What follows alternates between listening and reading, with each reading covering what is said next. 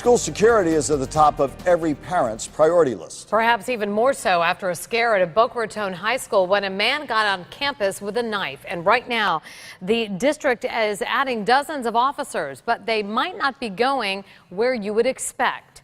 News Channel 5's Brian Entin is live at the district headquarters where he's getting new information from the chief. Brian? Yeah, Kelly, the chief telling me that they are adding the 24 more officers. They will be going to elementary schools because that is where the chief says they are needed the most. He says this is a huge commitment by the district. You in that room, you cover all the windows. Tara Mears and her 3 kids just moved to West Palm Beach from outside Atlanta, and they say they see way more school police officers here.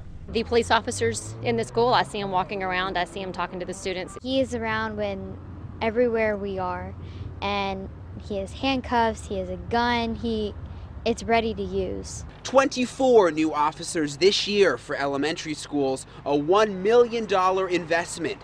But what about middle and high schools like Boca High, where a convicted felon with a knife got on campus 2 weeks ago? Are you thinking about adding an additional officer to Boca?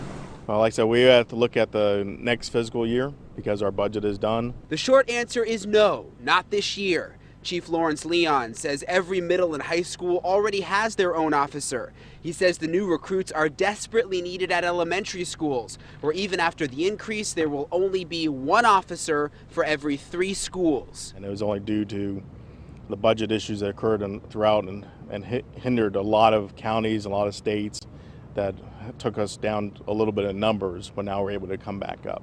The increase brings the district's number of officers up to 165. The district has almost 180,000 students.